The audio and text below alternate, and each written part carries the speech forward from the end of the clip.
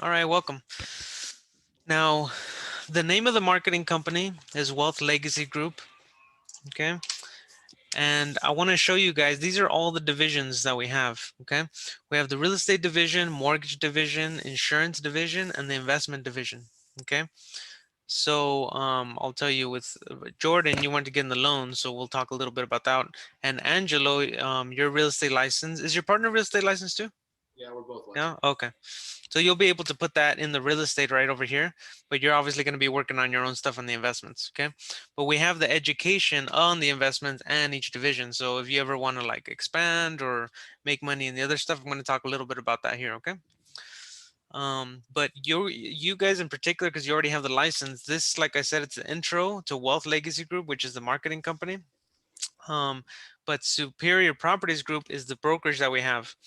That one we'll have a one-on-one, or at 3 p.m. is when I normally do the compensation on that. But we're pretty much going to do what we mentioned over the phone. Okay. But if you want to go through that, it's a whole presentation in itself, just real estate, the leads, what to do on the real estate side, what we teach our agents, things like that. The CRM that we use, all like the main little things, the details of that business. Okay. So we can do that and we'll talk about that afterwards. But yeah, these are the divisions. Now, Wealth Legacy Group, by the way, let me go back. Uh, you notice that I don't put the logo of Superior Properties Group or any of the things here. The reason is because Wealth Legacy Group, because we have all these different divisions, we can literally go to offices. So we can go to a real estate office, a mortgage office, an insurance office, and give them the ability to start offering this to clients because they don't have, some of these things. Remax, Century 21, all they do is represent buyers and sellers. Would you agree with that? A mortgage loan officer, that's all they do is loan. So they don't normally have different income streams or something else to send over to the client. Okay. So that's the reason we don't put that logo there. Um, and also, Wealth Legacy Group, we have signature proprietary system programs. So we have a new leads program. So we're going to talk about the leads that we provide. We have a reward point system that we offer our agents and clients. So Angelo, this is the way we can pay you legally, and you're going to see that even though you just have a real estate license, where we can legally pay you on the mortgages and insurance and other things. Okay. By the way, the camera, I could only see your hat, so I can only see like the top of you. Just so you know, I can see that picture, that beach picture up there. And then the last thing is the stipend compensation plan. So you're going to see how we pay out that way. Okay. By the way, stipend is another word for monthly allowance, or basically a salary, but not specifically a salary. Okay. So a little bit about me. I'm the founder and CEO of Wealth Legacy Group, and I'm also state licensed here in California as a real estate broker. So I'm actually the broker of record for the real estate division, and we have about 12 real estate agents right now on our roster. I'm also a licensed mortgage loan originator. So right now all the loans are going through me, but we're actually hiring other MLOs, life, accidental, and health license, and a notary public. Okay. And over the years, I've met some really cool people. I've been in business for 15 years, in real estate. So I started pretty young, right at like 19 years old. And Charlie can tell you, Angelo, on our first deal, it was over in Banning, and we bought it, refinanced, and $134,000 hit my bank account. And at the time, I think I had like 250 bucks in it. So going from 250 to 134,000 dollars in your bank account, it kind of changes your perception of how you see the world, real estate and money and what you should focus on. And so that pretty much happened to me. And I'm sure that started happening to you the more you're making money in real estate, right? Yep. Yeah, so pretty cool. And you're going to see that, Jordan, because you're learning the theory, but hopefully we're going to show you some of the applications to business entrepreneurship. But yeah, I've met people like Tony Robbins, because I love to go to like networking events and business events and meet other entrepreneurs. Lisa Nichols, I don't know if you ever heard of her. She's been on Dr. Phil and on Oprah. She's been an author on The Secret, and she has obviously her own books like Abundance now. Adam Markell, Eric Thomas. Have you guys ever heard of any of these people? No. Tony Eric Robbins. Eric Thomas, yeah. Oh, okay. Yeah, look them up. They all have amazing stories, backgrounds. Look on like YouTube. Okay. And that's me. And the thing I love to do with the money is have the time freedom and travel. Okay. In fact, that's why I originally got into real estate. my I was going to school to Cal Poly Pomona, and then to become, I don't know what I was going to do, computer science. So I don't know what I was going to be exactly. But my mom got into real estate, and that's probably what brought Charlie into real estate too, guys, Angelo. But yeah, she made $180,000 in 6 months. When in the career I was going to go to, I think I was going to make like 60, 70, $80,000 a year, and she did like more than double that in half the time. So I figured, you know what, I'm young, I don't know anything. If I do this and just work 6 months, I can take the rest of the 6 months off, and then later build up a retirement and do different things. But mainly I was thinking traveling. So that this is, something that gives me the time freedom and be able to travel. And then, but the big thing is the education. Education on wealth is key because it literally gives you the expertise in whatever you do. In you guys, it's real estate, it'll be loans or whatever you do. And so, big thing is time freedom for me. Now, I already asked you this, Jordan, but in 5 years, where do you want to be? What do you want to have? But more importantly, is what you're doing today going to get you there? Okay. Whether it's traveling like me, some people like to have nice cars, really fancy cars. I'm not that big into that. I'd rather have a paid off car like I have than have a fancy car and paying payments on. That's just me. Um, Travel and then have a house or a portfolio of real estate, which is what we're going to talk about. So in this presentation, I'm going to show you guys the truth that the government, banks, and the wealthy, they pretty much don't educate us on, okay? The school system teaches how to get a job. Anything else, like our friends and family, we really don't even talk about money. And pretty much that's all we know, okay? So we're going to talk about money, retirement, and cash flow, and you're going to see how it goes in hand with the real estate and the loans and everything that we do, okay? So these stats were developed by the Department of Social Security and the US Census. And what they did is they followed people from age 18 to 65 and they noticed what they were, where they were, okay? By the end of 65. So 63% of people were dependent. So they were dependent on Social Security, on the government, on something like that. In fact, there's a funny little like joke in the Hispanic community. I don't know if you've heard it, Jordan, but that's why they say we have so many kids, because at least one of them would be successful to take care of us when we're older. Have you heard of that, Angelo? That joke? Yeah, I'm Hispanic. I've seen it happen. Yeah, it happens and it's true. So it's not really a joke, it's more of a truth thing, but it's so true, as things get more expensive over time. So they figured, hey, let's make some kids. One of them will come in, or we can live with them or something. I've seen that happen a lot. 25% are still working. So you guys have probably seen people at Walmart, like Walmart greeters or Starbucks, like older people. And think about it. Do you think they want to be there, or maybe they have to be there just to pay the bills, right? Most people, I mean, I'm sure they'd rather be on the beach or taking care of their kids or grandchildren or something like that. Would you agree? Yep. So they kind of have to be there. So just between these two stats, okay? And again, this is not me. This is the US Census and the Social Security Department. 63% and 25%, that's pretty much the bulk of the stats. So most people literally do not retire. That's why I'm talking to you guys about this. Okay? 7% are deceased, so it's hard to help them, which they already passed away. 4% are financially comfortable, so they had enough for them and maybe their immediate family, like their kids, but that's pretty much it. But they lived a great life. And then 1% wealthy created enough income for themselves, their kids, and then maybe generational wealth. Okay, so what I want to share with you guys is exactly what the 1% do. Okay, I don't want to waste our time on talking about everything else because we don't want to be in those stats anyway, right? So obviously it's one thing is planning. Okay, so I'm going to show you guys something very interesting. I was on a call, I think like a month ago, with somebody that was interested, and she was rare. Nobody ever does this. She was 27, 28 years old, and she had saved up $65,000. And I was like, how did you do that? She's been saving like almost $1,000 a month. That's rare to see. Okay. Yeah. But even with her, she's doing something great. She's saving and she's thinking about her future. But I'm going to show you guys with this why that doesn't make sense anymore. Okay. So let's just say in this example, you set aside $1,000 and you have it in a savings or investment account, okay? And you contribute $250 a month. Now she was doing like 3 times that, so that's great. Years of retirement. Let's say you're gonna retire in 30 years. Let's say you put it into something that gives you an annual growth rate of 5%, so maybe a mutual fund or S&P 500 or something like that. So in 30 years, if you do the math, you would have $212,000. Okay. So most people, they're busy reacting to life and just kind of going to work and doing their thing. And then the people that do think about retirement or set money aside, this is pretty much what happens.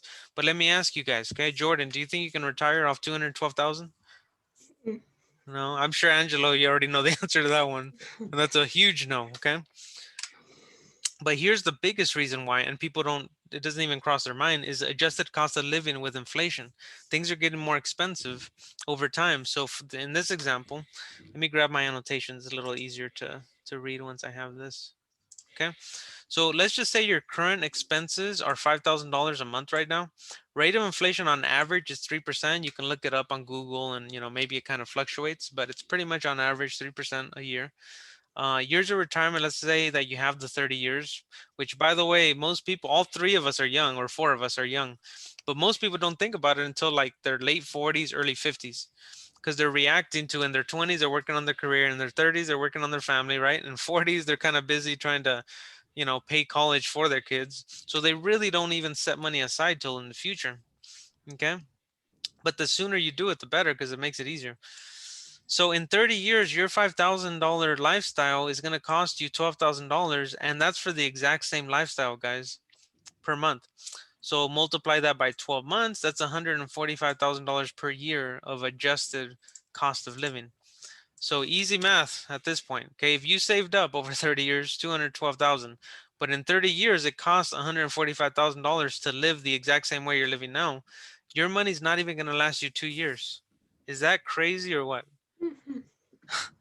Yeah, and again, none of this is talked about in school. It's just like, here, learn this, learn this.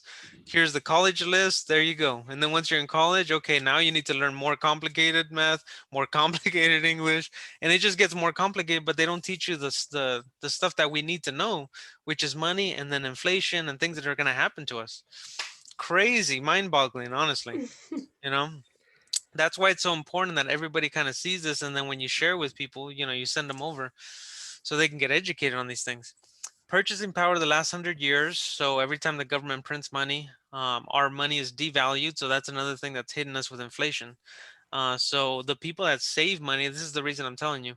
Like that girl that was saving money, I was telling her, especially with the last slide and this slide, I think she understood that she needs to do something else with their money, besides putting it into the bank, because the bank is only giving her 0.001% on her money. And inflation is 3%. So she's literally losing money in the account, but she didn't realize that she's doing something different that most people don't already do. But even then, she needs that education, and all of us do, honestly. So that's one of the things that we talk about with clients. Another thing is really education on how the wealth see things, the wealthy people. So one thing is most people think their property is an asset. Okay. And let's see the definition. Okay. There's different definitions that people have on this. Here's the definition that I love, that Robert Kiyosaki from Rich Dad Poor Dad, and he's a multi-billionaire. This is his definition. An asset is something, whether you work or not, something that's going to put money into your pocket every single month. A liability is something that you have to go work for, where it's going to take money out of your pocket every single month, whether you work or not. Okay, so it's basically a bill. So if you look at it through that definition, somebody's their own property, it's a liability because they have to go out and work 40 to 60 hours a week to get that paid. Make sense? So it has negative cash flow. No, most people don't have life insurance. Their debt is passed on to theirs, and then it goes through probate court. So what we do is we sit down, we go over a game plan with clients, and so we go over tax-free retirement strategies. I'm going to share one with you guys today. Real estate strategies. Okay. Angelo's hitting one of them like really hard, like Charlie. So we'll go over that. Business strategies, asset protection strategies, because what's the point in, making $1 million, $2 million if somebody sues you and then you lose it all, right? So asset protection strategies are very important. And then no market exposure strategies, where you're not in the market of real estate, you're not in the stock market, you're not in any market, so your money's completely safe, and yet it's making more money than the bank. Is that pretty interesting?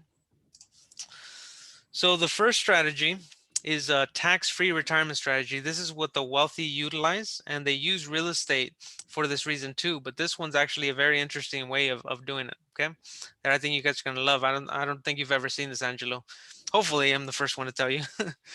But wealthy people and poor and middle class, they see insurance policies different. The wealth, I'm gonna wealthy. This is how they utilize insurance policies, okay? And it's gonna be broken down like this. Let's just say, for example, you had a farm, okay, and you needed to pay income taxes just like everybody else. Would you rather pay taxes, income taxes on the seed or in the beginning, or would you rather pay on the harvest? Jordan, what do you think? Since it's only a few of us. Let me switch this to green.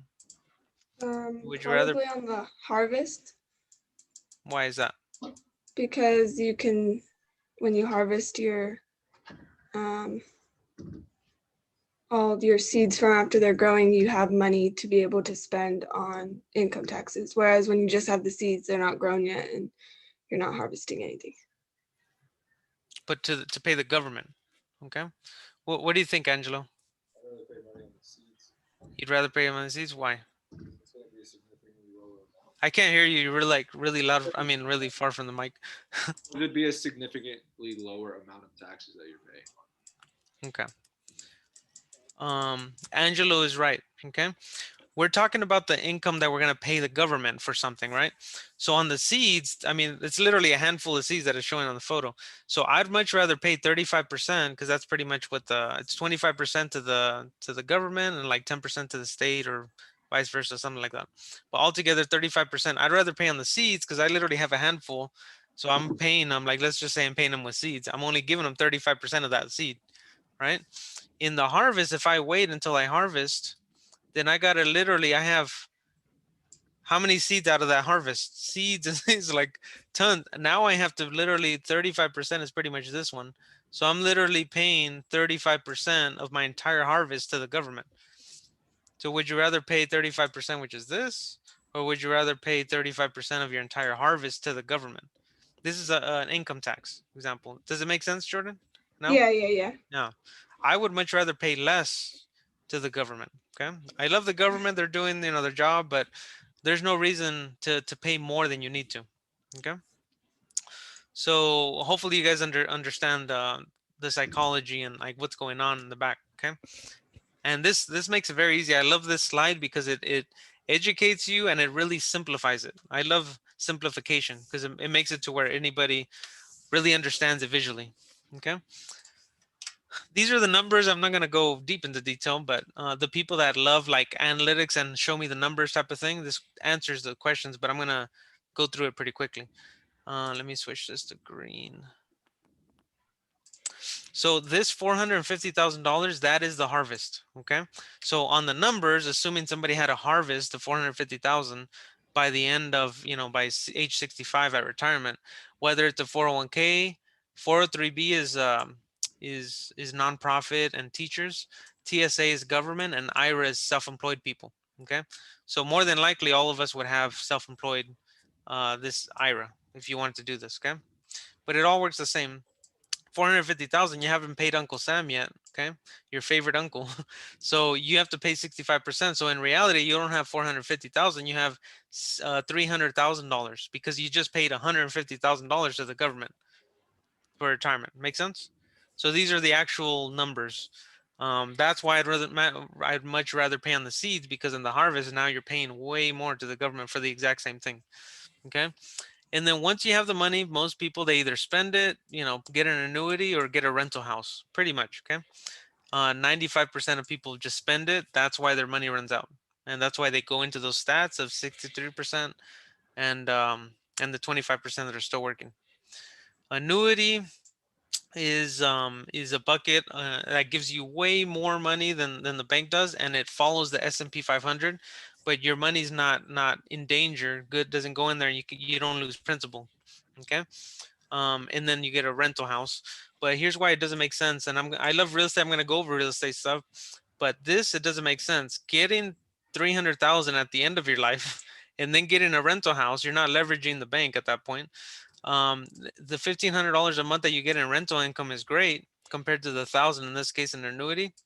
But the thing is, now you have property taxes, now you have ordinary taxes, so your 1,500 is going to go down to $1,000 bucks. Plus, you have a job now. So now you have tenants and you have to take collections. You have to do like evictions if that happens, you know? So do you see how this is a job at that point? So that's when it doesn't make sense. So what the wealthy do is they do this one that they don't educate on because the government restricts the advertising of this, okay? But if you know, you know. All right. So this was created by Ronald Reagan. That's why they put Uncle Ronnie. But Ronald Reagan is the same person. He was the oldest president before Biden, obviously, but he was the oldest president out there. He's the one that brought into law reverse mortgages. Now, do you guys know how reverse mortgages work? Yeah. So Angelo. So when you're older, that way you can pull from your equity and retire, right? So this is the same thing, but it's a reverse insurance policy. So you fund it. Yeah, crazy, right? Yeah, you're funding it over your life, and then when you're ready to retire, you pull out of it tax free. Okay, so this is tax free. The 1% utilized, and the code, the tax code, if you ever want to look it up, is 7702. Okay, so you grab the same 300,000. You can put it in here, and then you can distribute 10% for the rest of your life, and you'll never run out of money. So in this case, it's 2,500 bucks. Okay, see how it makes more sense?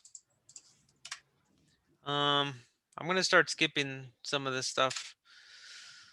If you read page 443 on Tony Robbins, he calls it his a rich man's Roth.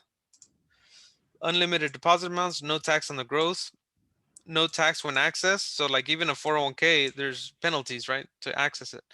Here you can actually access it anytime. And any money left over to your heirs cannot be taxed because it's a life insurance policy. So literally no tax, no tax, no tax. Okay.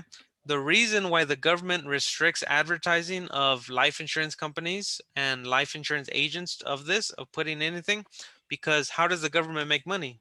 On taxes. Okay. So this is completely the opposite where you're not paying taxes. So why would they let you advertise? So there's literally a code where we can't advertise it. Really interesting, right? Is anybody interested in any of this stuff? The insurance thing you were just talking about, being able to pull out of that, I've never heard of it. Huh? I'm saying with the being able to pull out money from your insurance policy. Yeah. You can literally borrow against your policy, and that way the big number, kind of like real estate. You know, in real estate, if you have 100, well, we're gonna get into it in a few minutes, but if you have $100,000 property and you borrow $80,000 from it, it doesn't affect the asset, and you're still making money on the 100,000, right? You can do. There's a way where you can do that exact same thing in life insurance. You borrow against it, you can borrow property with it, and then you just pay yourself back, or it doesn't matter because when you pass away, they're just going to do the checks and balances, and then whatever they already paid you, they're going to deduct it, you know? So this is just a quick example comparing it to the 401k. So the 401k, there's people that lose money off of it, and this you pay off on the harvest. So even if you saved 1.5 million, you still got to pay the government. So you have a million, and then if you have it into fixed annuity, the most you can get is 4%. That's 3,300 bucks a month. But if you're used to making $8,000 a month, it's a big jump down of income. That's the problem with 401k. And this is assuming you're making money every single year. But 401k, you're going to lose money. Okay. Here, this is just an example with an IUL with Emeritus. So this is, by the way, this one's based on my brother, Angelo. So Yeah. this one was, yeah, I did it when he was 27. So when I ran this illustration. But on his, I did $900,000 policy. Um, it has the 3 bells and whistles. So if something were to happen, he has living benefits while he's alive. He can access the money. So if he gets terminal, chronic, or critical ill, he can get $200,000 to $675,000. And it's not based on what he paid. It's based on this number, the 900,000. Okay. So that's huge in itself. These are all the triggers to get it. You just get a doctor's note. You get the claim at the life insurance company, and then you get the money within weeks. Okay. But as far as retirement, because that's what we're talking about. Oh, shoot. Let me go back. Okay. I'm not going to get too far into detail with this, but pretty much cash flow. Obviously, you're not cash flowing while you're building it. Assuming you're doing $7,200 a year in this case. The reason why it's the same on the 401k, remember it was 9,000 and this one's 72. The reason why it's the same number is because the 9,000, you weren't paying the taxes, the government, till the end on the harvest. On this one, assuming you get the seed, the 9,000, and then you pay taxes on it, and you have $7,200 left, then you put that in. Now it starts growing tax free. Make sense? Jordan, make sense? Good. Yeah. Okay. So you start paying that. Okay. Um, this is the death benefit that really doesn't change right now. So that stays at 900,000. So that's cool. If something were to happen in the next 2, 3 years, 10 years, you have access to this while you're building this up. But the big thing is the net account value. While it's growing and it's making way more, it's making on 6.9% compared to the bank.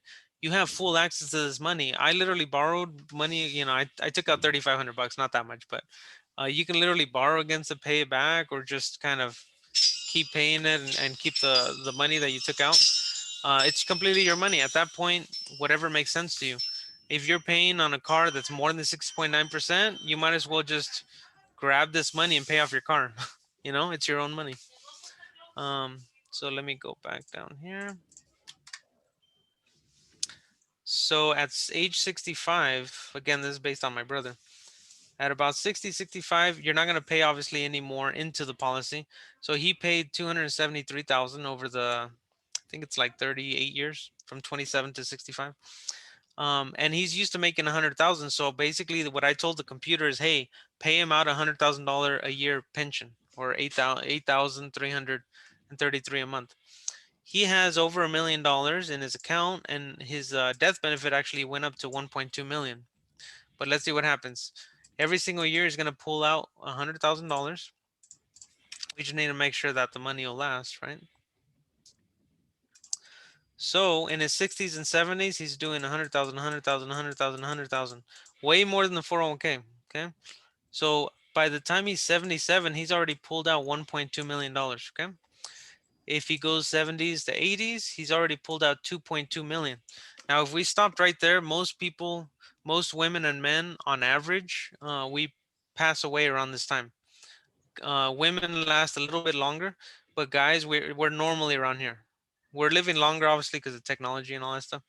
But even then, if you put in 273,000 and he's pulled out $2.2 million, do you see how he's made 10 times his money? All right. So that alone is amazing.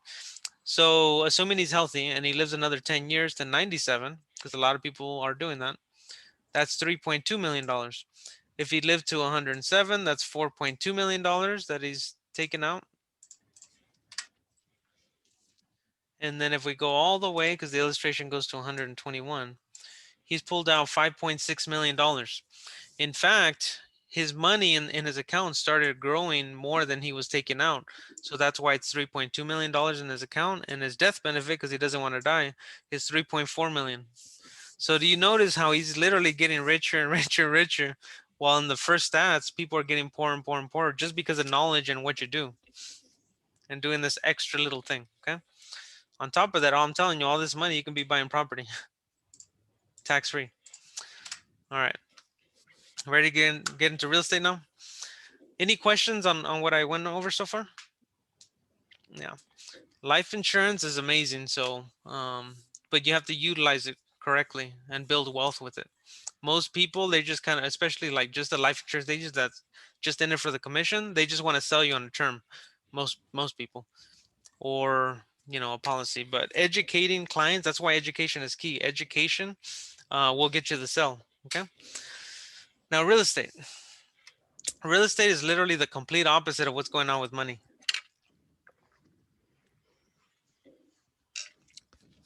In the other example, the government, every time they print money, our money is devalued. So when Trump was in, obviously there was the stimulus checks and all the bailout. The president before, he had a big bailout, right? So every time they're printing money, who do you think pays for it? We're the ones that back up the government through our taxes. So our taxes are going up, things are getting more expensive. But real estate's the opposite. Real estate, because God only made so much land, right? So, and people keep having kids, bigger and bigger families, and they have to live somewhere. So supply and demand, simple math. God only made so much land, so that's finite. People are having more and more kids. So real estate over time, it's always going to be an amazing um, place to be, because people need water, food, and shelter. We're providing the third one, so it's a commodity. So I'm kind of preaching to the choir, obviously, Angelo, with you guys because you're in it. But it's amazing to hear, right? A whole different way of thinking about it. Um, this is the real estate for the last 100 years because I want you guys to see the stats on it too. So if you look, this is pretty much, I think, the time that my grandma and grandpa bought their property. They bought it for like about 20,000 about here, and now they're literally worth almost $500,000 in Compton. They have 3 paid off properties. So if they were to pay off all the properties, they'd be multimillionaires. Okay, so that alone, real estate's amazing. But look at this. Remember that big jump down in 2008 where there was this whole pandemic, not pandemic, the big bubble burst with mortgages and real estate and stuff. Now, I'm not knocking that, okay? If you look at this drop right here, it dropped from literally one line of the box to another line, pretty much. See? So if you look at this entire graph, it's never dropped that much. So it literally dropped a whole 50 to 100,000 of some people. So I'm not knocking it. When we zoom into that year, we literally went back 10 years as far as real estate pricing. But if you zoom out enough and look at the last 100 years, even that big drop, we're still ahead. You see? So over time, you can tell that it's an amazing investment if you're in it for the long haul. Make sense? Is anybody excited about that? um, Another thing is you can never get bored, okay? Angelo's, you're working on one part of the business, which is this one. But there's flipping, there's wholesaling, there's buy and hold for cash flow. That's the one I love the most because that's what creates residual income. There's duplexes, triplexes, fourplexes. That one's amazing because you get the same treatment as a single family. Same like down payment, you can go for 1 to 3% and you can get a fourplex. And the income from the other units count towards you buying it to have passive income. So that one alone is amazing. Apartments, tax liens, tax deeds, that's where you go to the county and you pay the taxes and you take over whatever the property or land is because the last person didn't pay the taxes over 5 years. Okay. And other states work a little differently, but there's a way to make a lot of money on just that. In fact, I know some people that just do that and they make $1 million a year just with tax liens and tax deeds. Okay. Because you're literally getting on taxes, then you sell it at 50%. That's quick little wholesales. Okay. Self-storage units. So if you don't want to deal with tenants, you don't want to deal with toilets, then you get self-storage units, right? If they don't pay, you just sell their stuff and you keep going, right? Mobile homes, that's the cheapest way to get into property. It doesn't appreciate as much, but there's a lot of cash flow in it. I know people that make a lot of money in mobile homes. Vacation rentals. I just purchased a vacation rentals literally 3 days ago. I bought a property in Crestline and I plan on doing Airbnb. Now, the thing that's amazing about technology with vacation rentals is you literally put internet, put a Wi-Fi lockbox so you can change the combo at any time. Um, and with Airbnb and other types of websites, you can literally get that thing rented fast. And then to get it clean, same thing. You give them a code. So technology, right? You give them a code to go clean it. So everything's being done literally within 5 minutes. I can get a cleaning person within 5 minutes. I can rent it out, and you literally triple the income that you would make compared to just renting it out. Make sense? So again, I know a lot of people that make stupid money with Airbnb. Okay, because you get literally Oh, triple the amount of money.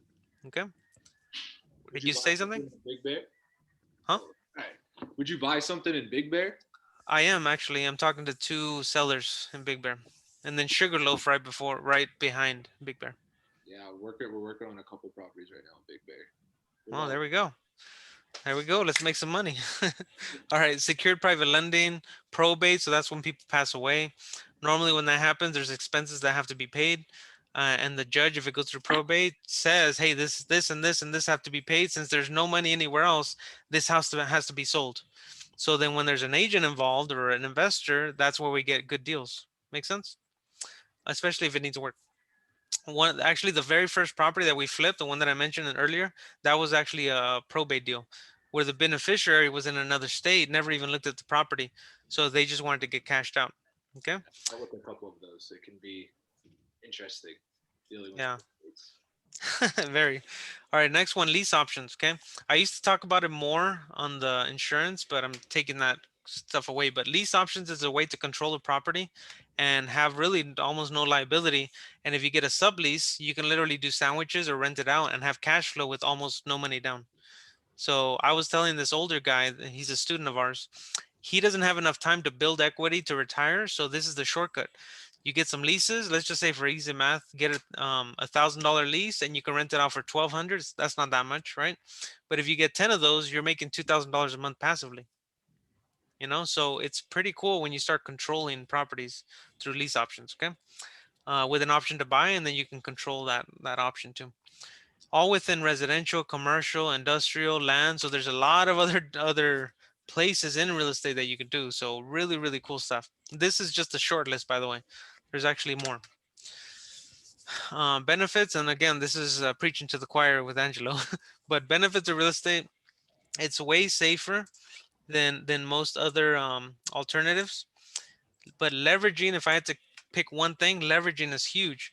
Where else can you put 1 to 3%, as a first time home buyer, or, up to 10%, maybe up to 20% if you're an investor. And then the bank will literally give you, in this case, 96.5% to put down on the property. Okay. Let me show you an example why this is so big. Okay. Jordan, let's just say I wanted to partner up on a deal with you, a real estate deal. Okay. So if I tell you this, let's get into this property. I'll literally put up 96.5% of the money that we need for this flip, for this real estate transaction. Okay. In fact, you know what, Jordan? I'll just stay on title. You can always heir it to your kids. If you ever get married, you can put them on there if you want. You can keep all the cash flow. You can keep all the appreciation. You can keep it as a tax shelter. You can make as much money as you want. You can give it to your family, all that stuff. In fact, you know what? Pay me over the next 30 years. And you know what? Let's do this real estate deal. What do you think? Is that a good deal for you? Well, I'm sorry, I didn't get the question. No, well, I was going over a hypothetical. Oh, Let's just say, did you hear Angelo? Yeah. What I mentioned? What do you think of that scenario? I mean, that's a good return on your investment. Huh? Isn't that an amazing investment? I'll repeat it real quick, Jordan. Let's just say me and you wanted to partner up on a real estate deal. And I told you, Jordan, look, I'll put 96% of the money that you need for this deal. That alone is an amazing partner, right? Right? Wouldn't I be a great partner for doing that? So I'll put 96% of the money you need. And you can keep the appreciation, the tax benefits. You can heir it to your heirs. You can put whoever you want on title. You can pay me off whenever you want if you wanted to, but you know what? I'm gonna give you the ability to pay me off in 30 years. Is that a good deal for you? But because people I'd don't be think, reaping all the benefits. yeah, you're reaping all of the benefits. Okay. So it's an absolutely amazing investment just for that reason alone, just with the leverage. Okay. Think about it. A rental, I don't know if you guys, rented or have ever rented, but every single year, if you're at an apartment or whatever, they raise the rent on you, right? Yeah, they All just right. Yeah, and it's crazy to think that most people they rent, which is, that's never gonna stop. As soon as you get into real estate, I mean, some people are scared of locking into a commitment for 30 years, but they don't look at it this way. Your expense is gonna get locked for 30 years. So you're never gonna have to pay more than this number, whatever that is at the time. When everybody else, all your friends and family that rent every single year, they're gonna pay more and more in rent. So that's how I kind of get the fear off of some people that are scared of that. I think they're dumb for renting, actually, for that reason. To rent that long, in your 20s, it's okay. But once you start going to your 30s and 40s, you're still renting. It's just literally throwing away money. Okay. Inflation hedging. So this outpaces inflation. In fact, when you own real estate, next year, can you raise the rent? I just mentioned it. If you normally you raise the rent about the cost of inflation. So you're always going to outpace inflation. Tax exemptions. So this is a really good example. Let's just say, you know somebody that made $1 million in 1 year. Okay, Angelo left. I don't know what. By the way, what was your name? Because I keep mentioning Angelo, but My name's Austin. Austin. Okay, cool. Nice to meet you, Austin. All right, let's just say that we make $1 million, all three of us, four of us. Okay. If we were just to have that $1 million at the end of the year, wouldn't we have to pay taxes on it? The answer is of course, right? It's whatever we brought in. But this, if we do this one thing, it changes everything. That a lot of businesses, that's why normally at the end of the year, once they see the numbers, they start buying equipment, buying different things, so that way they can write it off. But real estate's the best one, because if you, let's just say we got $1 million worth of real estate. So your $1 million, poof, it disappeared into real estate, right? Then we literally turn around and we can get a loan out, right? If we get a loan out for the same $1 million, here's what happens, okay? Now to the IRS, it's not an income, now it's a debt, because you owe that on real estate. So you see how it shifts from one side of your taxes to the other? It becomes a liability in their eyes, because now you have to pay it back. Even though the $1 million is now in your pocket, it's the same $1 million, but now you bought property, you refinance, and you pulled the same $1 million out, but now that's debt. Does that make sense? So now it shifts to the other side, okay? Literally the IRS, everybody, on paper, now you're $1 million in debt, so you start writing all that stuff off. So your taxes completely change. That's why Bill Gates, he doesn't pay, 30, 40, 45%, 50%, like the middle class. He paid 4% in taxes because he starts putting it through different assets. Make sense? So that alone is a really good reason to buy real estate too. It's a small capital investment, no barrier to get in, and then a big one that people get in is passive income. Literally, you can do the math on your first property. As long as the rental income is higher than the mortgage and you're positive, you're amazing. Now, every single year, you start making more and more income, and it's irrelevant on what's happened to real estate market. Because even if you gain $100,000 of equity or you lose 100,000, you're still making profit every single month. Make sense? Most people, they get scared of that stuff, and it amazes me. So just to simplify it, sell the milk, not the cow. Okay. Now this is the opposite of what you're doing, Angelo, but hopefully you get this concept. Uh, right now you're literally buying and selling the cows. Okay. But you want to start building an empire of your own to start giving you the passive income to retire. Okay. So instead of doing that, every time you do that, by the way, you have to keep looking for cows or looking for real estate investments in our case. But if you get a cow and you sell the milk, right, you get milk and you sell it, then you're going to come to a point where you can buy a second cow. Would you agree? Same thing in real estate. Okay. Then you're gonna literally get to the third cow in literally half of the time, because now you have double the milk coming in. Make sense? So by the time you get to the third cow, it's literally half the time.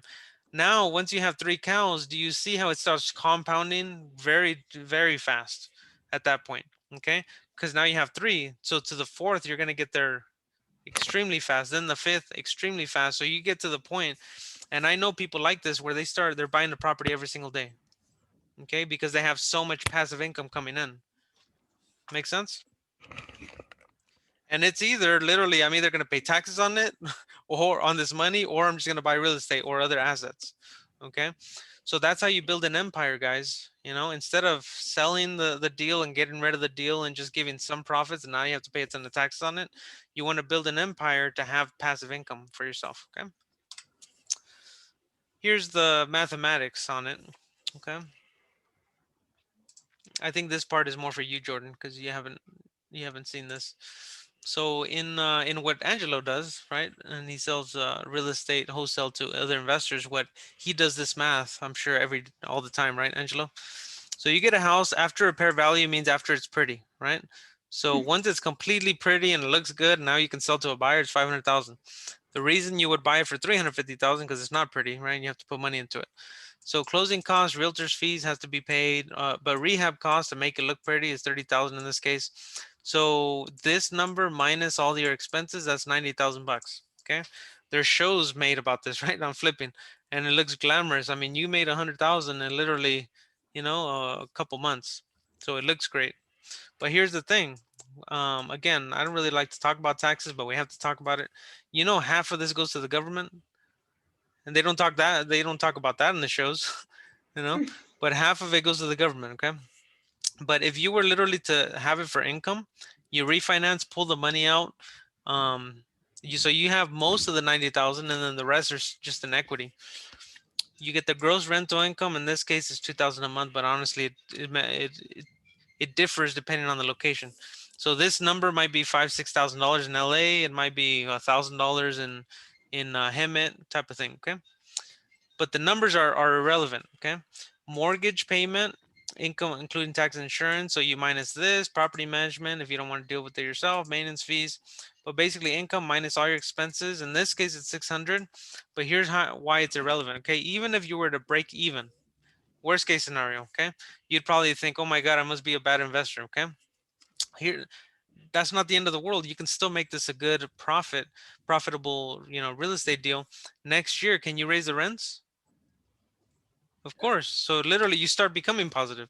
In a few years, can you refinance and lower your payment? Of course. So this property is literally going to make you more and more money, and it'll give you the cash flow later, even if you messed up the numbers. Okay, that's very rare to do in other types of ventures. Yeah. So here's putting it all together. Okay. Real estate, mortgage, and then that policy that I mentioned. And by the way, this is going worst case scenario, assuming you put 10% down. Okay. So if you go 10% down on a $500,000 property, the market goes up. And then even with the IUL, it's giving you 6.9%. So just so the numbers are all the same. The first year, because your asset of 500,000 went up 6.9%, that means your equity grew to 34,000. So the ROI or the cash on cash return, because you only put 50,000, you didn't put 500,000. So when you literally divide this number divided by this number, it gives you 69%. Okay, so your cash on cash is 69%. How much is the bank giving you again? 0.001. That's why people keep getting more and more broke. And I told that girl that saved up, 60,000. It's great what you're doing, but this is better. you know, literally 69%. Plus appreciation tax and rental and all that stuff. But going back to retirement, okay, in 30 years, your property is going to be worth, in this case, $1.5 million. Okay. Hopefully over the 30 years, you didn't over leverage it. So you'll have it paid off in 30 years. So you don't have to pay that. You don't have anything there. And then the IUL, this is based on my brother. This depends on people's health, when they get it, all that stuff. But in his case, it's 500,000 he had 30 years later. So 1.5 plus 5, how much is that?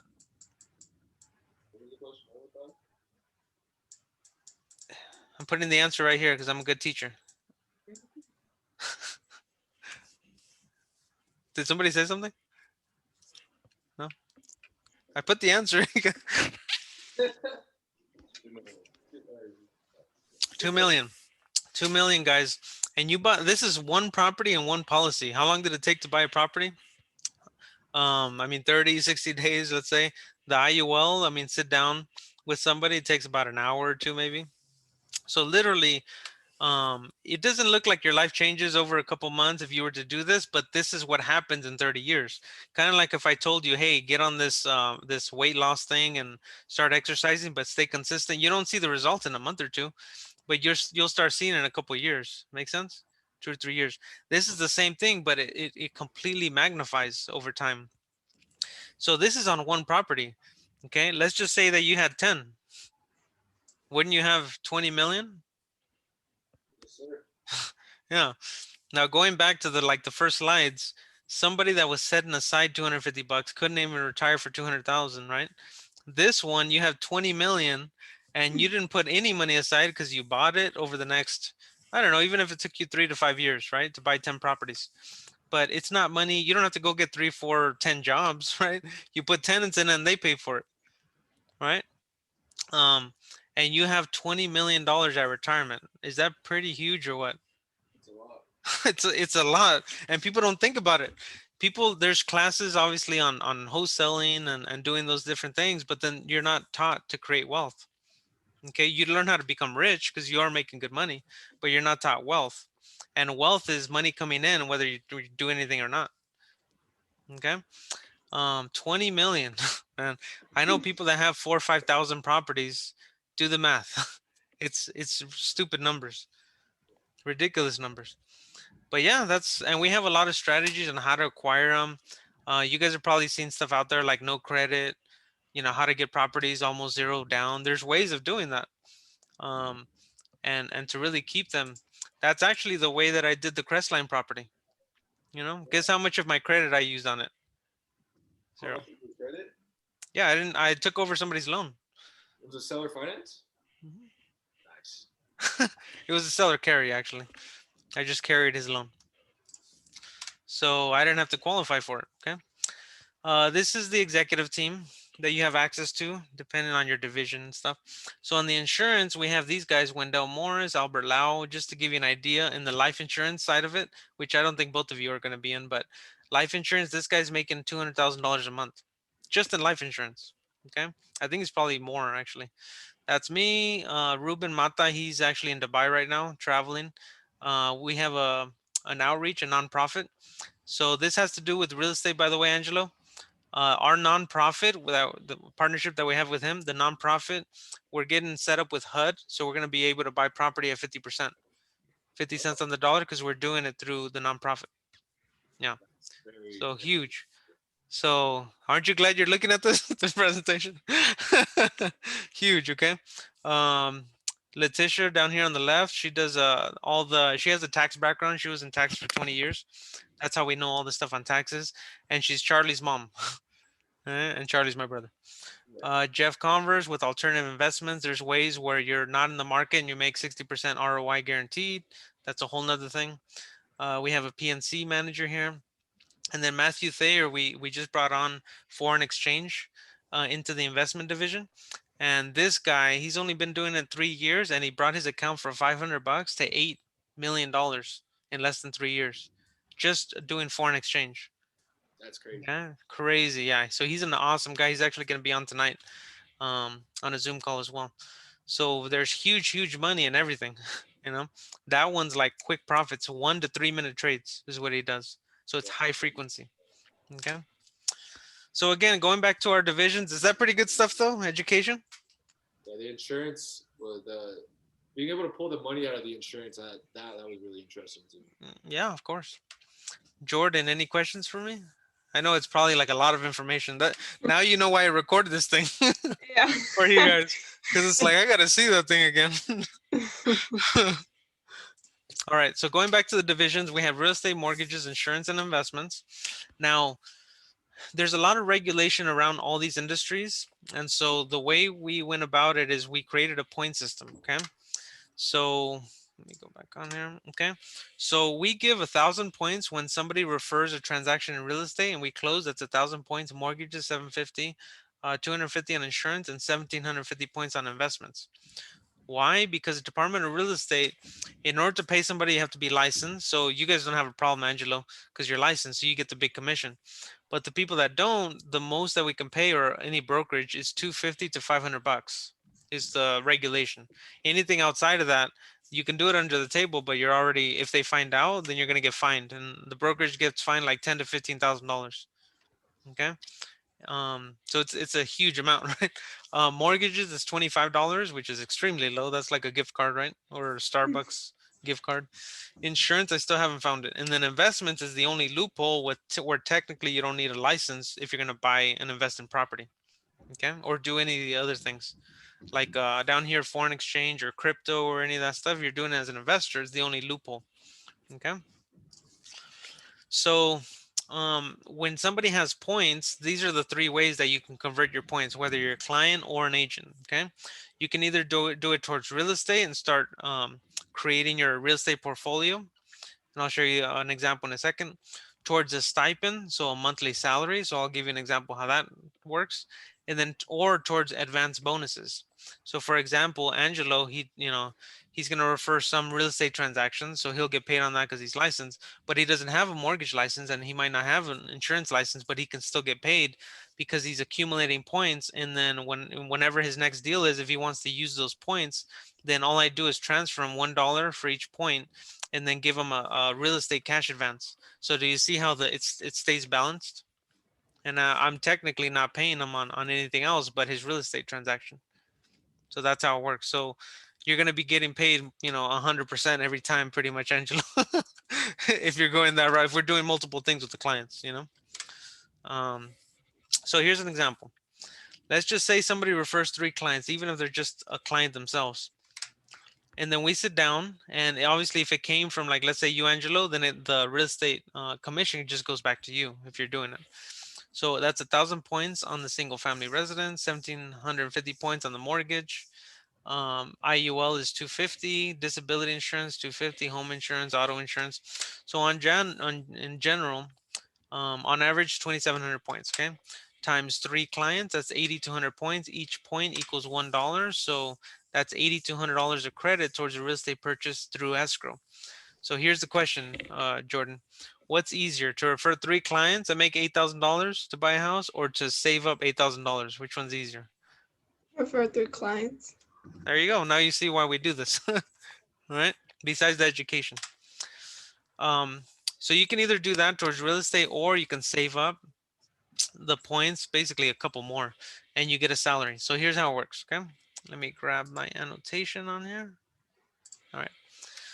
So 12,000 points is pretty much like 3 or 4 clients. So so once you hit that, you become an official marketing associate. That's under Wealth Legacy Group, the marketing company. And what happens is we're going to pay you $1,000 a month every single month for the next 12 months, whether you do anything else or not. Okay. 25,000 points, you become a district manager, 2,000 a month. 50,000 points, regional executive, 4,000 a month. And then vice president is $8,000 a month. But the cool thing, because somebody had this question before, it's like, okay, so do I have to hit 12,000 points every single month? No, once you hit the points, you're going to get the monthly for the next 12 months regardless. Makes sense? So it's actually really, really cool. And the reason why we can do this is because, number one, the marketing company is the one doing it. So if we ever get audited in the real estate, mortgages, anything else, they wouldn't even see this. But even if they do, if I'm paying Jordan, let's just say $4,000 a month for the next year, isn't she just an employee? There's no history of a transaction closing and then I'm paying Jordan 4 or 5,000 up front when she's not licensed. Make sense? So these are for unlicensed people. Make sense? So Angelo, for you, more than likely, you're going to be doing your wholesale stuff. Then you'll refer listings, maybe loans, maybe insurance, and then you'll start getting these monthlies automatically because we're closing them for you. Okay. And obviously, the more you do or the more licenses, then you're not getting the points, you're getting the actual commission. So you're not waiting for your money over 12 months. You're getting it all up front. You know, I mean, just to give you an idea, the most on an investment is 134,000 that I told you about. The most in life insurance so far in a month is 12,000. The most in mortgages, it's about the same. So there's big, big money in some of these things. Okay. So again, it goes back to, where are you going to be in 5 years? Everything that I showed you, do you think you're going to be in a whole different path in 5 years? Life insurance thing, yeah. Rentals and Airbnb. That's the only part you like, though.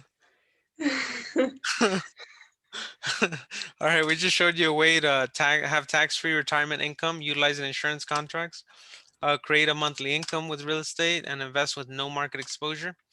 And so there's normally two paths that people can take, either just as a client, so we can do a free wealth strategy with them, guide them through real estate transactions, guide them through the mortgage loan process to pull maximum cash out, guide them through 401k, so that way their money's not at risk anymore, and they get a guarantee ROI, and other things like that. Or you can join the team, have the same free wealth strategy and mentorship, and basically you're learning. I mean, you already know one big key thing in the investments, but we have a lot of other areas, like I mentioned. That alone, there's companies that charge, the most I've seen is $40,000, $40 or $50,000 with Rich Dad Poor Dad. Their education, actually, I think it's more, but it's $50,000 for coaching and like 2 or 3 weeks of seminars. Okay, so it's a lot, right? With us, you'll learn the mortgage processes if you want to, learn the 401ks and all the ROIs if you'd like. And then, but the biggest thing is creating multiple streams of income, and more importantly, show others how to do the same. Okay. And then normally people do this, the clients. They do a presentation survey, they let us know what they're interested in. Then we copy that and then send it off to, like, let's say you, if you were working on listings, Angelo, and then somebody on the life insurance if they were interested in that. And that's it. Any questions so far on that? Yeah, that's pretty much it on that. Um, Angelo, I'm gonna do a one-on-one, or if you just jump on an hour, because it's already 3 in an hour, we can go over the real estate stuff, and then I'll just send you everything and get going, and then I'll answer all of the questions that you have specifically in the Okay. real estate brokerage. How about you, Jordan? Any questions? No, no, yeah. Did I do that great of a job, guys? All right, cool. So I'll send you a follow-up, Jordan, for Okay. the second interview on the loan side. And then you want to jump on in an hour, Angelo? Sure. Okay. So we'll do the same link. We'll do the same link. Okay.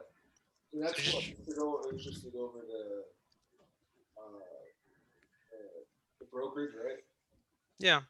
Or I can basically summarize it if you like. Yeah. I'm gonna just summarize it now.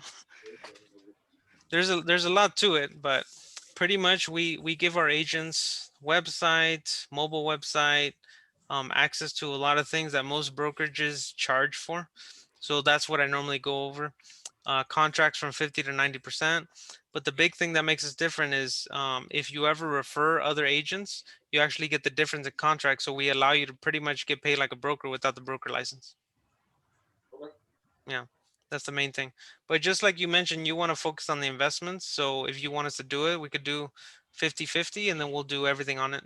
And then you'll start getting those checks Yeah. on the listings or buyers. Yeah. But the cool thing is the buyers, they're gonna come with loans already. So you're actually gonna get more than we talked about. It's gonna be more than 50-50. That's what I mainly wanted to talk about with you. Yeah. I know we briefly kind of talked about that Yeah. previously. Being able to get basically referrals on whatever services are. Okay. Yeah. And then just so you guys know, and all of us, so all you guys know, my main biggest background is business systems and technology. So anything to make it easier. Like Jordan, I don't know if you know this, but oh, no, I think we talked about it. How many emails and texts did you get from me, Jordan? Probably like Like, 2, 3, 5, yeah. 6, and I did not send any of it, and I don't have even a virtual assistant that sent them because I set up systems to do that for me automatically. So I'm doing that right now. I'm duplicating in the investments on the traditional brokerage, all that stuff where things go out automatically.